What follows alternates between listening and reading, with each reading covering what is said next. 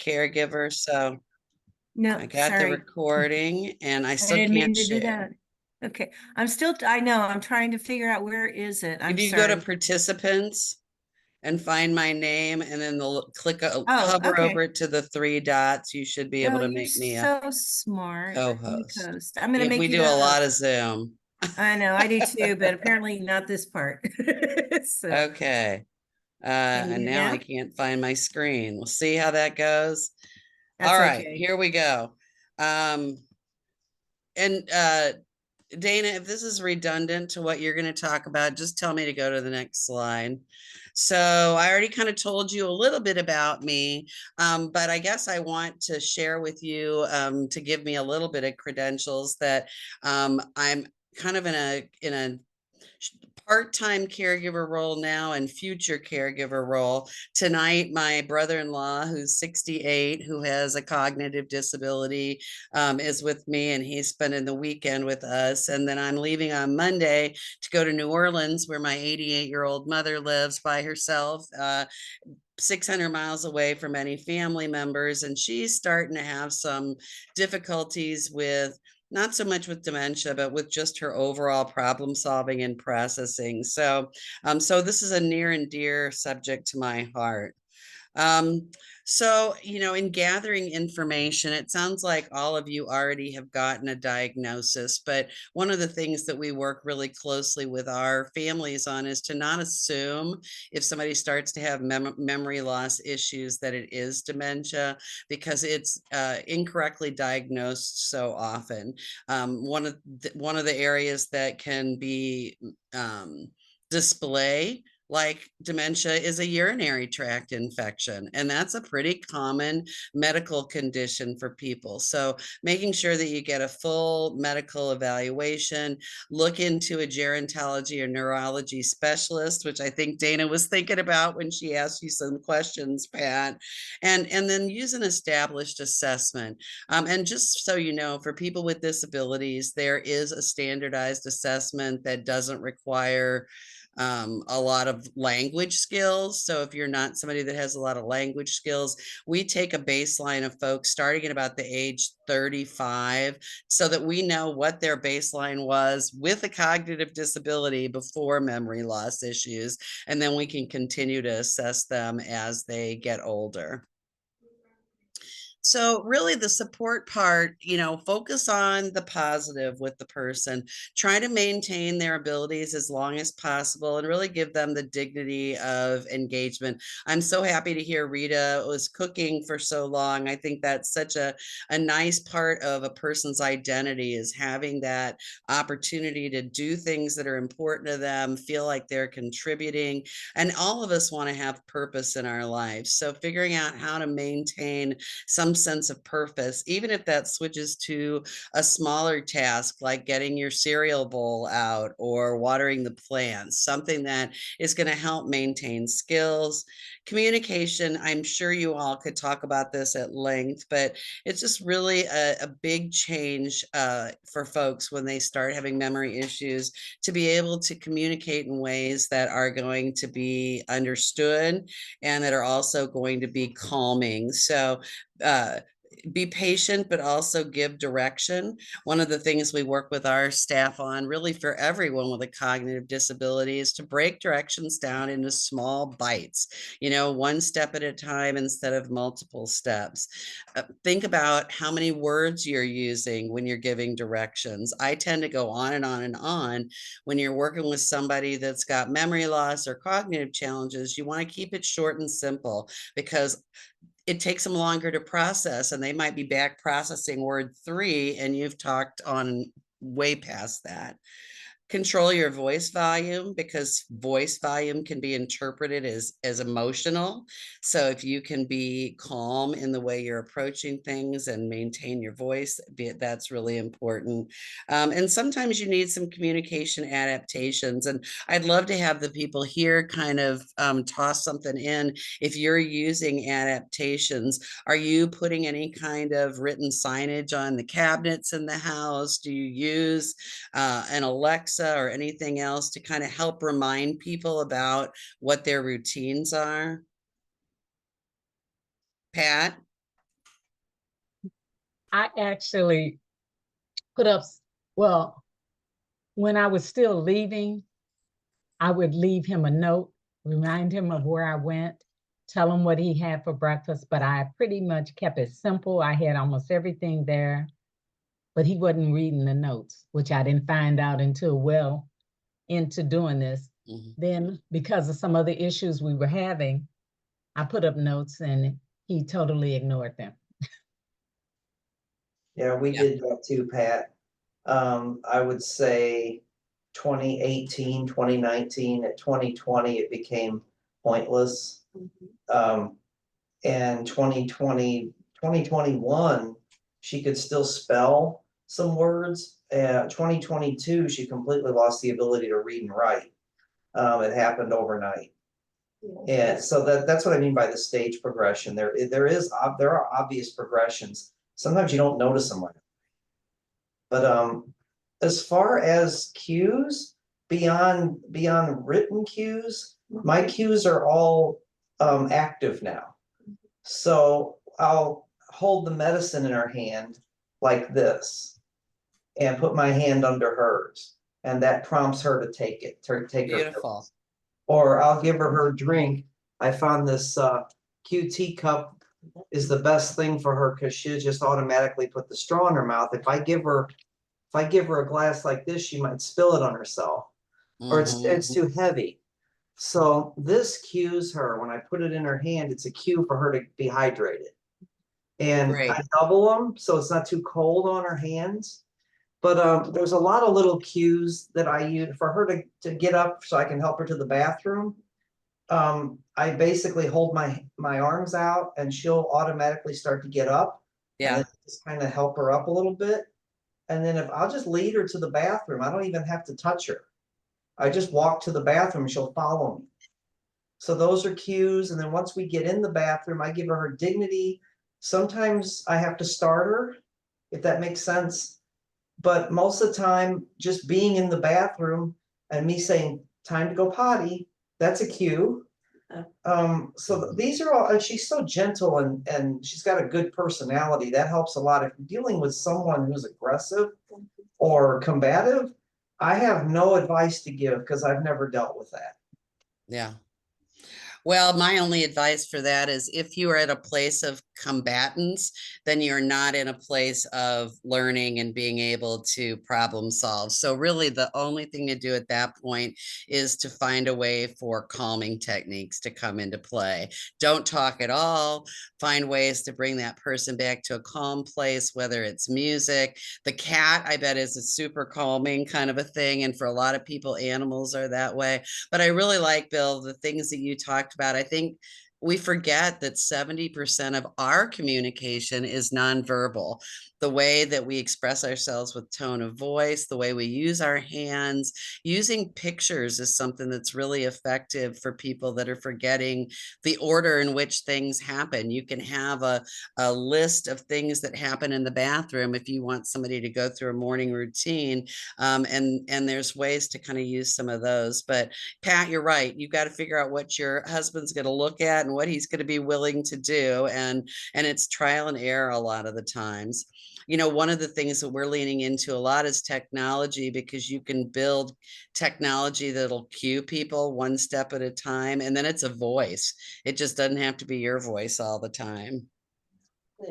Yeah, I'm not going to go through all this environmental safety stuff because this feels like fairly basic stuff that these Alzheimer's Association will share, but I'll send you all this presentation in case you want some of these things. One of the things that we really had to do at the ARC is put different signage on doors that were doors that people shouldn't go out, either basement stairs or outside doors, so that it was clear that that wasn't a walkway that they should go through. And so they made some specific kind of signage that was kind of cueing that that was a not safe space to be. One of the most important things that I've heard and I've experienced is just to go be where they are. You know, don't try and say, oh, you know, do you remember my name? You know, this is what you should know about this. just be in the moment and take people where they are and go with what they tell you. And if they're remembering something from 20 years ago, enjoy that memory and spend your time there enjoying that memory. We teach this in a lot of ways through the ideas of improvisational comedy. You know, with improv comedy, if Dana was to tell me something really out there and wacky, my job would be to accept it and say, okay, Dana, let's play with that. How can I take that to where I want to go? And you're going to be the winner. I'm going to be the winner, and we're going to have a great experience together. So that's, I think about it through that lens a lot, is how can I make this a good experience for both of us? Mhm.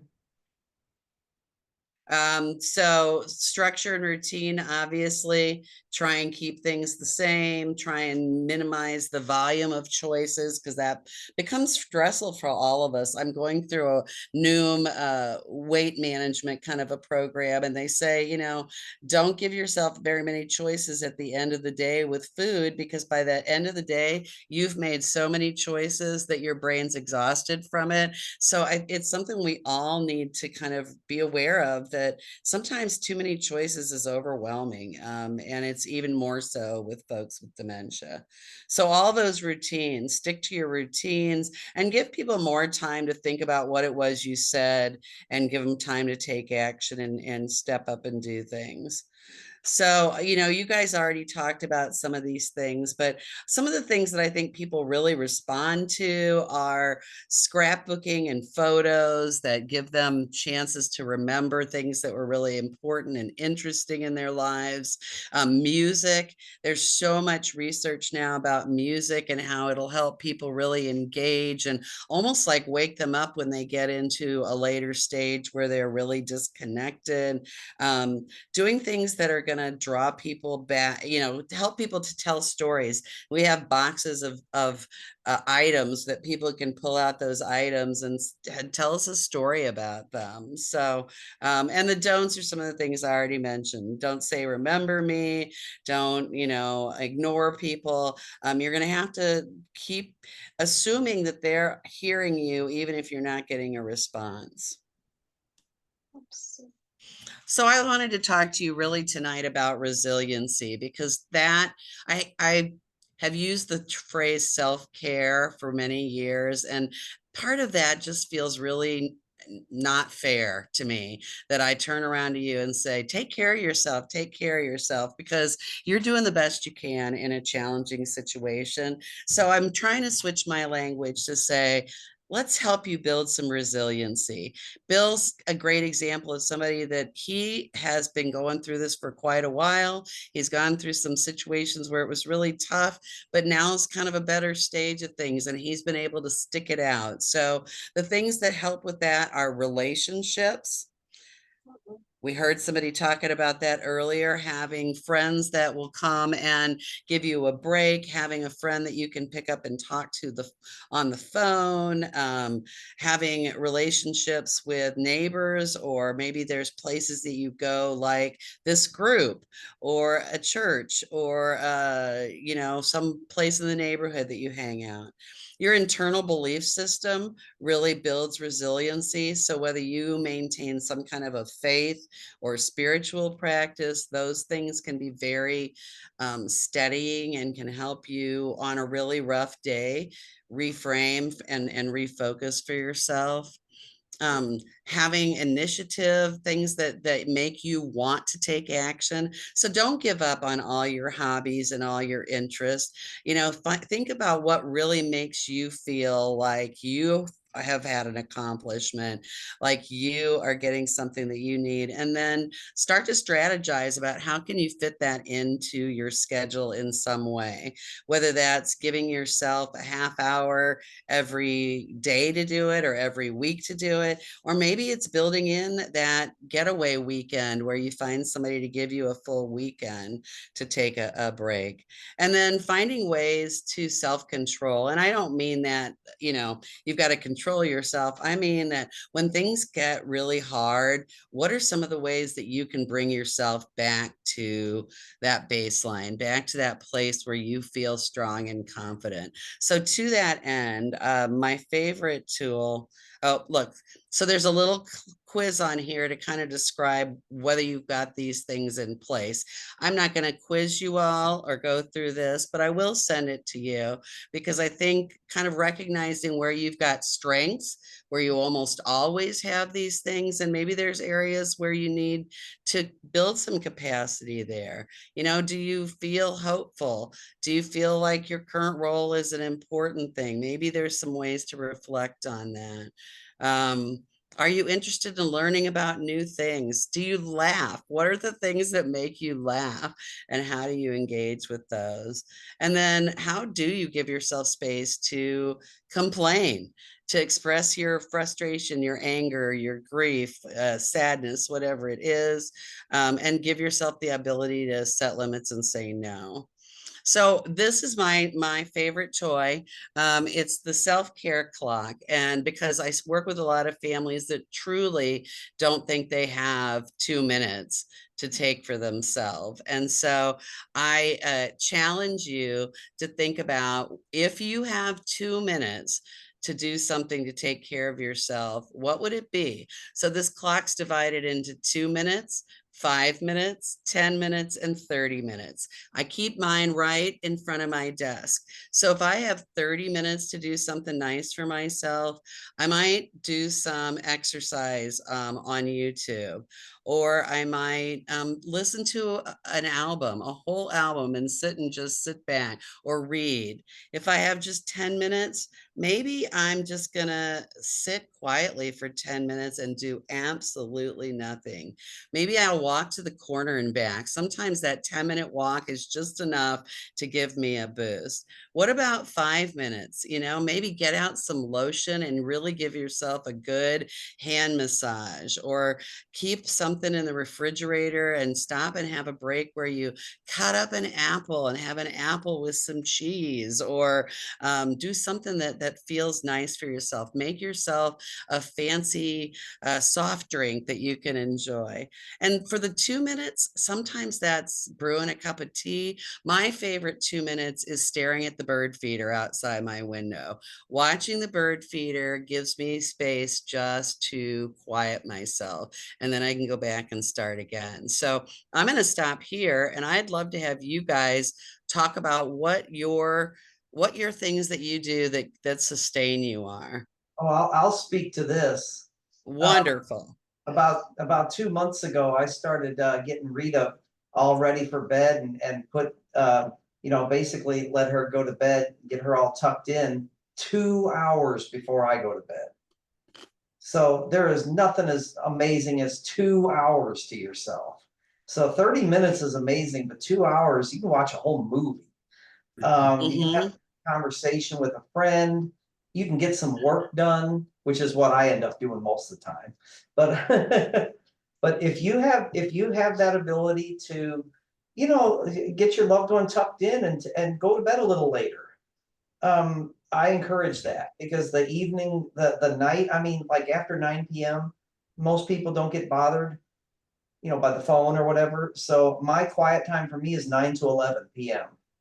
And that's a really nice chunk of time for you to have every day, Bill. That's awesome.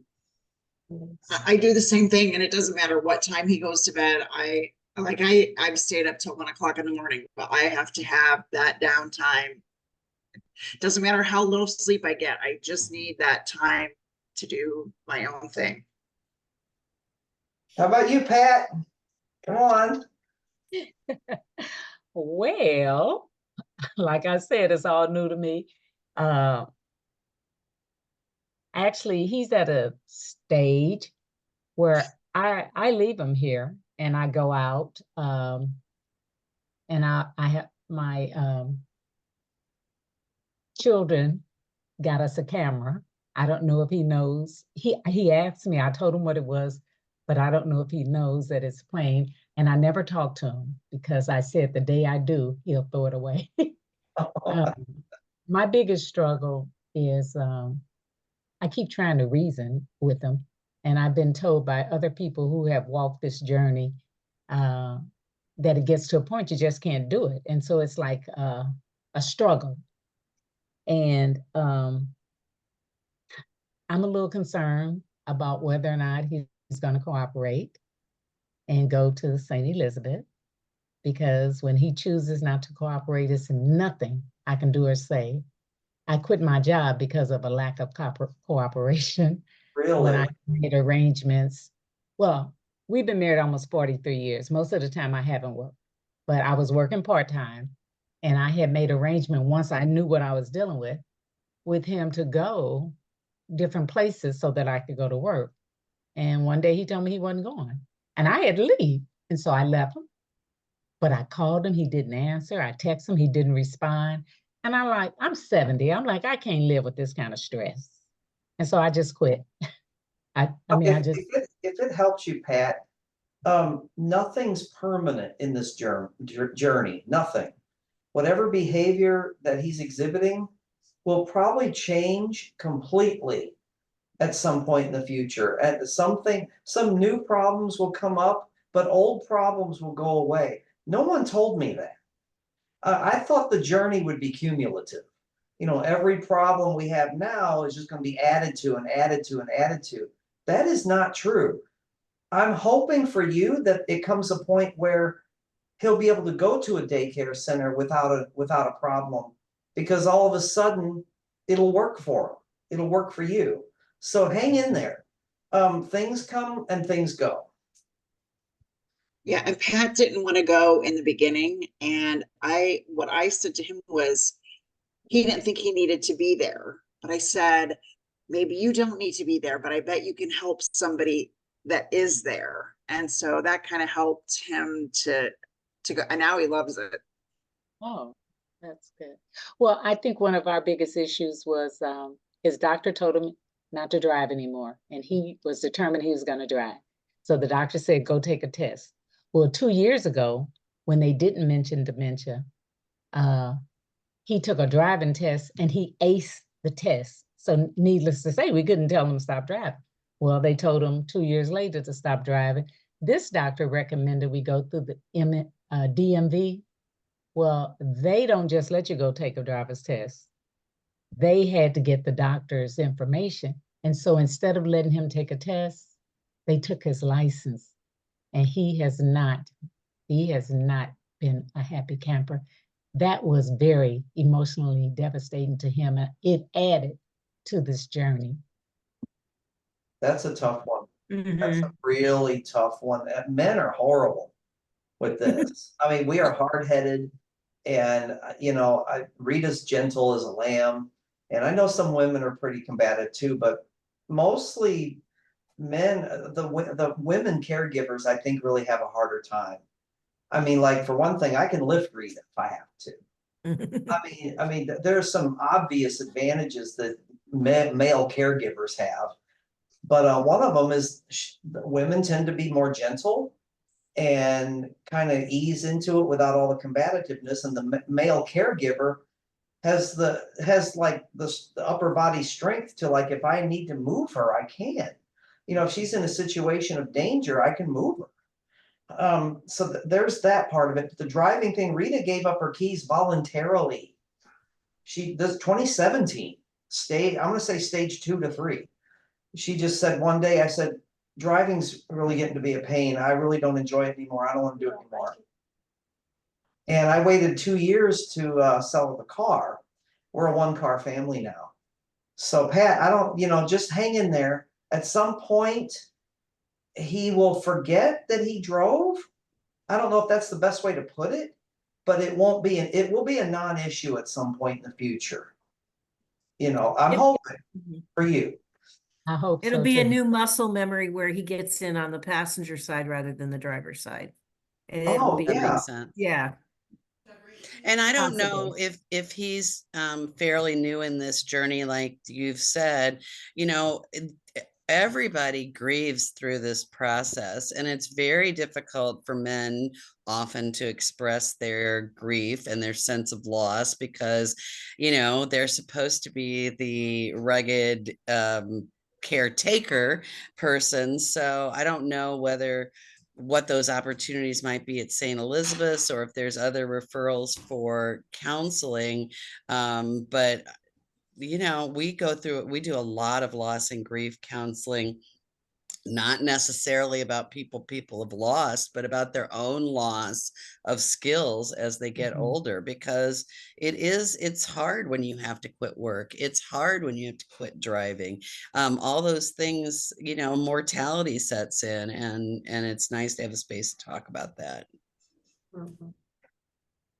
My mom didn't give hers up until my brother was behind her and saw her go the wrong way down a one-way street towards the traffic. So it was a little bit more dramatic. I think the fact that they took his license might be a blessing in disguise. So and he can be mad at them, not you. Oh, no, he told the doctor it was my fault. So Oh. we had a very difficult couple of months, a very, very difficult. I'm kind of a high-strung person, and so we were bumping heads, and I didn't know any of the techniques of how to deal with this. So yeah, it was kind of bad. Mhm. Well, it sounds like you've reached out at a pretty early stage, which is good. I mean, early to mid maybe, but I think you'll really find these resources um, indispensable in the coming time. Mhm. That's right. And remember that we are a team. Your site director at your daycare is on your team. I'm on your team. You have more than you. So, and I think there's some resources I shared from our last meeting. I'll send to you, Pat, on how to have some certain conversations, change talk, basically. I'll send you that link too. But it is hard. You have to start communicating in a whole different way. Yeah, this is Marcia, and I agree. I'm learning that as well. Mm-hmm. This is not a good time right now, but it is it's different. That's right. Right. It defies your logic and how you Yeah, communicate with other right, people. right, So and then it defies if it's your like your mom or dad, it defies your role, because that's mom or dad. So right. yeah. Yeah, Carrie, is that your name, Carrie? Yes. You mentioned earlier that home health is hard to arrange. I Yes. heard that phrase go by. I think that might have been you. It was part of your spiel, or was that part of Sharon's presentation? But I remember specifically saying that, but what Home health is hard to arrange. it, I'm just gonna say it. why? What's the problem? I think It there's a having couple problems. One is they make it hard to apply and understand who you can get the home health from. But honestly, the bigger problem is underpaid staff. And so there's never enough for the growing aging population. Really, So, it's just hard uh, to find someone. yes, very Yes, hard. it is. It That's is. it. Okay, I didn't know that. Oh, And yeah. we're paying people who are doing the heaviest lifting the least. So you almost can't blame them. I mean, they're doing things that other people wouldn't do for someone. Yeah. So we need to pay them appropriately, which is why we bumped up our caregivers.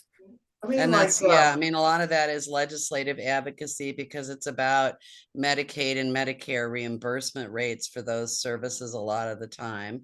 And that's one of the reasons that, the hardest thing I think caregivers tell me is that, to reach out and ask other people for help. And sometimes finding that home health care, it's better to find somebody you trust and then have them go apply at the agency you want to use. I mean, or get into one of those programs where you can deploy funding on your own to hire somebody that that's a lot of work for you on top of caregiving, so that's Mhm. complicated.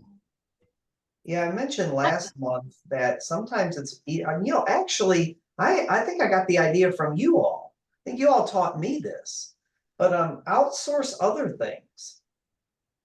If you can't outsource care for your loved one, outsource lawn mowing. Your Outsource housekeeping. all Yeah. that, because it's easier to find people to do that kind of stuff. Any load off of you is a good thing. I think I actually got that from you all. Now that I think about it, that was genius. I have a question, Judy. Uh-huh. Kind of like I heard you say you drive 45 minutes to the daycare center. It's only about 30 miles, but in the afternoon, it takes about 45 minutes each way because there's construction. And so in the afternoons, everything's backed up. But in the mornings, it's probably about a 30-minute drive. So my question to you, Dana, Yes. is who chooses which location a person goes to? And is there any difference from Cook, St. Charles, Well, Morrison? the answer is it depends. Actually, you can take your loved one to any of the centers you want to. We just don't provide transportation except within a 10-mile hub of each center. So you could take, I mean, if you didn't want to go to St. Charles and wanted to go to Florissant, you could take him there. But we just wouldn't be able to provide transportation, and they can't go back and forth. We have to have them set and potted in one center so that we've got the consistency of care and oversight and that type of thing. Are there resources for the transportation? Like I would pay for transportation. We really don't. We don't have the buses, and the routes then get incredibly long. And there's also we have DMH folks and some of the veteran stuff. They can't be on transportation too long. There are some regulations about that. So that's why we kind of do the 10-mile hub. And our vans, we need some newer ones too. So we're probably, making sure that they're up and keep up and running. So we're not putting a lot of miles on. But I'm just saying, I wonder if there are other resources of other companies that would provide the transportation, if you had any idea about that. Yeah. Colorado, Transportation actually, is St. yet Charles. another area that's really terrible. I found out our state compared to like Mississippi, which poor Mississippi is always at the bottom of every funding thing. We were spending like $1 less per person in Missouri on transportation than they were in the state of Mississippi. And even worse than that, we weren't collaborating between aging services and disability services. So transportation is kind of dreadful. St. Charles is the worst because public transportation has never been a priority out there. Well, Having they said never that, wanted the there's a metro to go great there. ride sharing program called morides.org or morides.com, where they will help you figure out all the options for rides to get you from where you are to where you want to be. And there might be some combination of ride share or Call a ride busing or call. Yeah, Call a Ride, which is our door-to-door bus accommodation service. They are 60 drivers down right now, which is why people, and then so they prioritize people getting to their jobs, not seniors, sadly. Yeah. Now, St. Charles has a new ride. It's called Charlie Ride, or I'll have to look it up. It's Charlie Ride, or they have some kind of ride system because they did opt out of Metro. And I'll find it for you, Pat, and Judy. Depending also. on how much you want to pay, there's also an Uber-like service that I believe is called Granny Go. But it's, it's designed to be supportive of an elder and give you a more consistent trained driver. I'll look up and see if that's the right name and drop it in the chat. Okay. Someone actually told me today, when I mentioned I was coming to a meeting, that their family member found out that the Alzheimer's Association has some arrangement to help with transportation. Do any of you know about that? No, but I'll look it up tomorrow.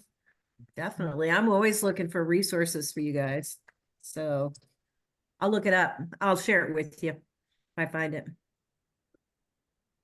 It's Go, Go Grannies, Grannies go. Go, which sounds Go. more like a Beach Boys Go, song. Granny, So go, that's a Granny, little go, Granny, better. go. It's a little lady from Pasadena, Funny. right? Yeah. I'm aging myself. Okay. Well, I had some, and it's funny that some of the things we just talked about kind of fall into this. You'll recognize these, Sharon. These are Family Caregiver Alliance tips that actually Jan gave us when she did our training, and I will send this to you guys. But the first one is very interesting. 10 real life strategies. Be reasonable, rational. Being reasonable, rational, and logical will only get you in trouble. So when someone is acting in ways that don't make sense, we tend to carefully explain the situation, calling on his or her sense of appropriateness to get compliance. However, person with dementia doesn't have a boss in the brain any longer. So he does not respond to arguments, no matter how logical. Straightforward, simple sentences like Sharon was saying before.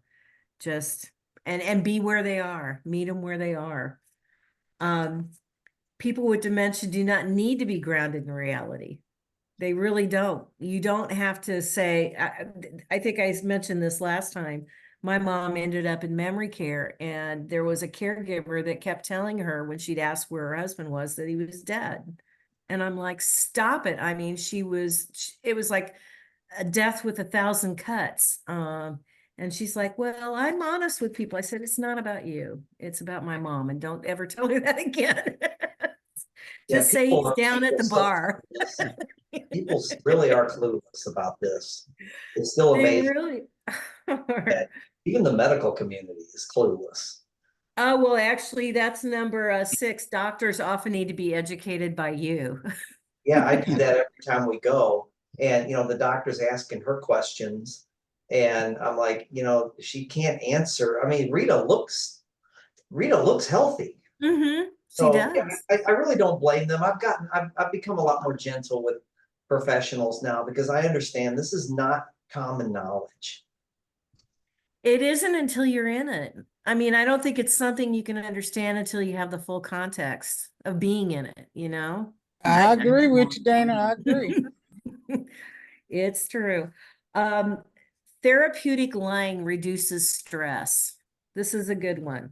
We tend to be meticulously honest with people. However, when someone has dementia, honesty can lead to distress. And that's what I just talked about. You don't have to ground them in reality. As a matter of fact, they're probably happy not being grounded in reality. Making agreements doesn't work. If you ask your loved one to do something ever again or to remember to do something, it will soon be forgotten. For people in early stage, leaving notes as reminders can sometimes help. But as the disease progresses, this will not work. Taking action, rearranging the environment rather than talking and discussing is usually a more successful approach. For example, getting a tea kettle with an automatic off switch is better than warning someone of the dangers of leaving the stove on. These are very appropriate topics tonight. And I'll send this to you guys, as I said. You can't do it all. It's okay to accept help before you get desperate, and that's a key thing for caregivers. They're down on the floor, they're down on their knees, and they're still not asking for help. So, and I understand.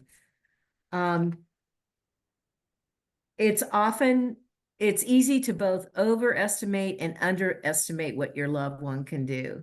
So sometimes it's easier for our loved ones than to let them do it for themselves. We do it for them, but then we take that independence away from them. But sometimes we leave them struggling and we should help them. It's kind of hard to know where that balance is.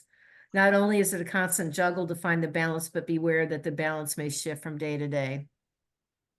Tell, don't ask. That's a key one.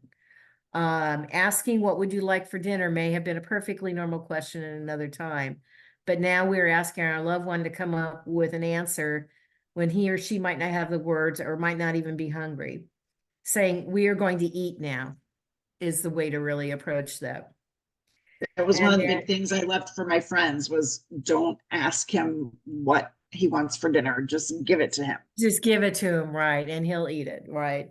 And it's perfectly normal to question the diagnosis when someone has moments of lucidity. I don't know if you see that, Bill, every once in a while, the focus is brighter.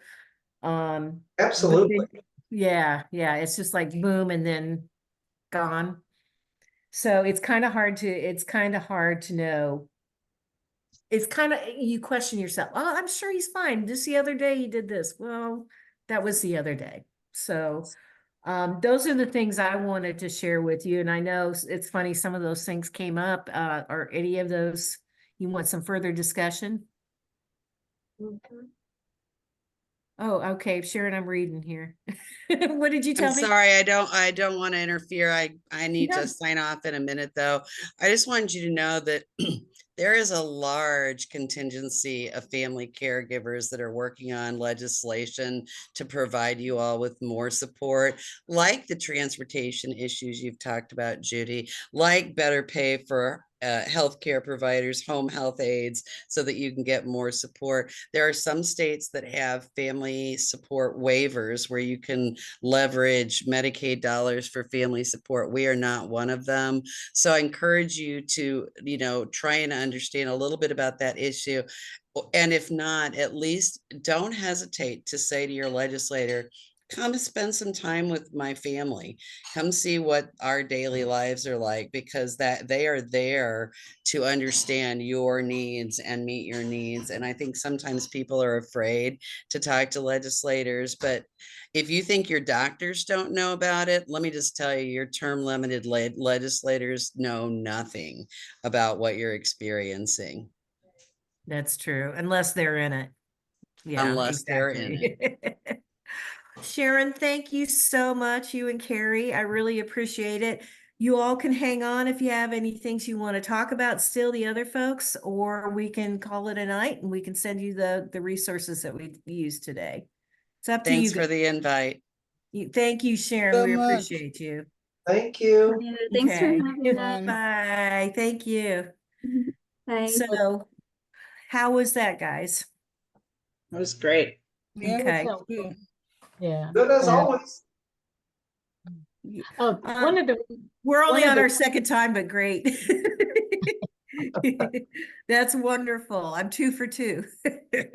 So I didn't miss any. I didn't realize that. No, we just started in January. So now I have an idea for next month and I'll bounce it off you guys. And actually, I'm going to ask you another question too.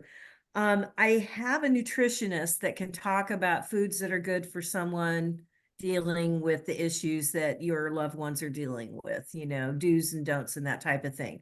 Or would you be more interested in a different topic? I can come up with a couple. We have so many resources in St. Louis. I'll find someone to share Sounds like with a good us. start. I'm interested. Yeah. Okay. All right, great. And then the other thing I was gonna yes, Pat.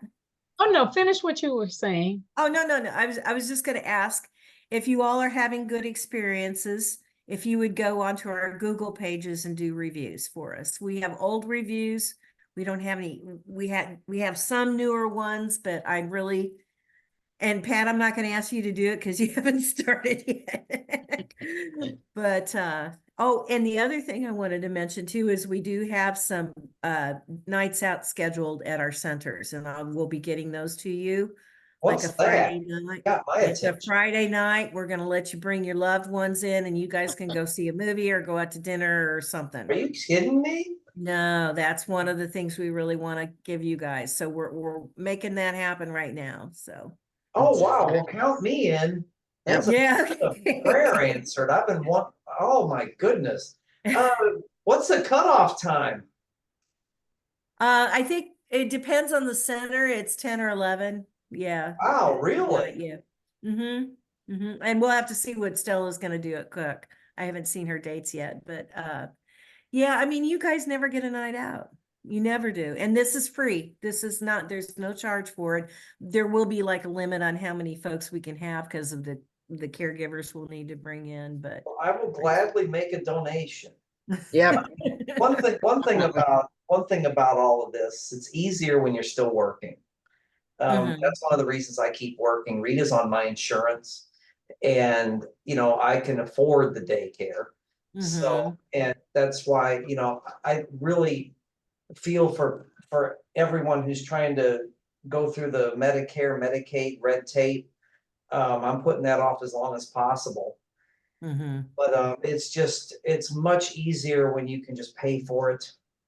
And I mean everything, not just daycare, but whatever it is, like all her doctors and all that and specialists. I just give them my insurance card from the company I work for. And I just carry her on my insurance. Plus, she's on Medicare. But it's been really smooth. And I've helped a lot of people sign up for things because I've been through it with Rita signed up for Social Security and Medicare a few years back. So, but I didn't have to deal with dementia yet. So I'm learning as I go, but you guys are going to keep me working for quite a while. Okay. A night No out. point of me Where'd you personally. get that idea from? Anything else anybody wants to share? Well, Well, I'm just gonna share this really quickly. Okay. I hate cooking, okay? Pat was the cook, and my mother cooked and then Pat cooked. And so it's never anything I've done, I've never wanted to do, and I find myself struggling. So my friend, when she came in from Denver, she's like, here, you need to join this. It's called Tovala, Tovala. It's fresh food. Okay. It's I'm gonna write fresh this food. down. It's like 1 minute of prep, and the oven connects to your Wi-Fi. It's like a little toaster oven thing. And you scan the code on the card and it turns the oven to what it's supposed to be. Like, you just put the little things in there and it's delicious. Everything we've had is absolutely been delicious. Like good food that you would order at a restaurant. Yeah. Wow. And to me, that's life-changing. To not have And to you're worry getting about what I'm going nutrition to do. too. Yes. You're getting the And nutritional need. it's fresh food. We just got our Tovala. second delivery today. And Sounds like an outsourcing idea. yeah. And outsource, Yeah, so I exactly. don't have to worry about trying to grocery shop for things like what can I cook and what can I buy. I don't have to worry about that. I don't have to worry about, okay, now today, what am I going to make out of all that stuff that I bought? And you don't have to throw anything away because there's not a bunch of stuff that you ended up eating out anyway, because. That's great. I'm going to share Yeah. that with everybody. Any Yeah. tips you guys have, I share them. I shared them in the last email from our last session. So. oh, I was trying to ask the question Oh, sure. about the different centers in terms of the clients. I don't know what you refer to the people that Participants. come. Participants, that's right. That's if any of them have more of a certain age group there. For example, the one that he's supposed to go to me, it was primarily young people. There were just It was. We have a couple of fewer older folks there. Every center's a little different. Our Arnold Center skews a little younger because of the special school district out there. Cook is got some older folks, but I mean, how far do you want to drive? Like Judy's encountering driving fatigue, so that's the only thing I would caution you. And I will tell you, Pat, we've got a lot of activity going on as far as new enrollments. It's at St. Charles too, in the pipeline. Irene and I do so. Driving's usually not much of a problem. Florissant actually is like down the street, make a right and go straight to your center. So it is the prime location for me. I just, in terms of him adjusting, I wasn't sure how that was going to work, even though there will be 2 other people there some days that he already knows. Well, he knew them when he, Right. Yeah. Right. So I was just curious. Yeah, and for Florissant, we do have a mix, and they actually have divided up. Most of our centers have 2 activity rooms. St. Charles does not. That's the only one that doesn't. So we've divided it up by the more active activity area. And if someone doesn't want all the noise and hubbub, the other one's more of a quiet area. It's not divided by age, it's divided by desire of what they want to do. So, you know, I'm sure Irene would be happy to have you toured Florissant. Oh yeah, we toured, and I just took the paperwork, and he's supposed to. I got all the medical things taken care of. He's supposed to start next week if the girl in finance, can work that out. One thing I'd like to know, you said tell, don't ask. So tell him he's got to go. I mean, I'm trying to figure out how I'm going to work this out. So next Okay, week. I'm going to give you some resources tomorrow. I've got a blog that gives you some good ideas, and you don't even have to tell me you're going to a daycare though. Like I said, therapeutic lying is okay. We're going to go to someone's having a party. But most of the time he doesn't want to leave for anything. I'm begging Yeah. for everything. And I'm like, It's stressful. precepted. You have to keep hitting it. I hate to say it. And pretty soon, like Judy's husband, he's going to want to go. I said he's never going. He's not going to go. What's that? He's not going to go. Never. Yeah, Marcia said her husband will never go. Oh, but he's going, right? No. Oh no. Mine is, but Marcia's husband is not. Okay. All right. Well, I am here to give you every resource I can, and I'll share some ways that you can approach it. And there's no fool. I wish I had like that silver bullet, but I don't, because everybody's different. Yeah, I did tell Pat early on too, that like he was cognitive enough, I guess, at the beginning that he understood that I needed a break and that it was just a few hours. And so we used that for a while, but now he likes it. Don't be above guilt. You can guilt him. Yep. I'm serious. Use guilt. That's And he, keep trying. you guys have been Pat. together. He loves you for 40 some years, whatever. Yeah, guilt him. And keep trying. If it doesn't work this time, try next month. And if it doesn't work, try in April. Don't give up. At some point you will succeed. You need this for yourself. Are you considering every day or 3 days a week or what? 3 days. 3 days is a good balance. I did find with Rita, if this helps you, that a good mix of the daycare and time with me, a good balance, because I don't know about you all, but she gets tired of me too. And by Tuesday, she's ready for the daycare. But like tomorrow's Friday, she'll be home with me. I think she's kind of tired. Daycare is more active, so she gets tired. So I found 3 days a week seems to be a really good mix of time, and that's a good start. And Irene and I will be your quarterbacks. We'll be behind you, to help you figure it out. So yeah, in the end, it's always a happy when it comes together. It's a beautiful thing. It just is a beautiful thing, and it gives you It's freedom. really hard It for gives you. them freedom. Yeah, it's hard for you. It's hard for me to leave Rita in the morning. Even after 4 years. I drop her off there on the way to work, and I hate leaving her. But I do it because she enjoys it and because I have to go to work. So but it's hard for us. So if you encounter that, just know that that's a normal feeling. Okay.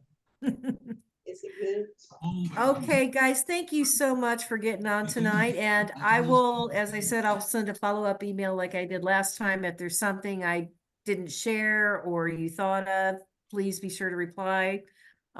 You guys are part of the solution because you help each other based on where you are in your process. So, that's just as valuable as any speaker I will bring in. So, okay, y'all have a good night, and I'll see you all soon, I hope. Take care. Okay. Appreciate Bye. it. You're welcome. Take care. Bye. Nice meeting everyone. Yeah, nice meeting you, Pat. Yeah, same here. Marcia, we're gonna work on your hubby. I need it. Okay. Okay, Okay. All right. Bye. bye.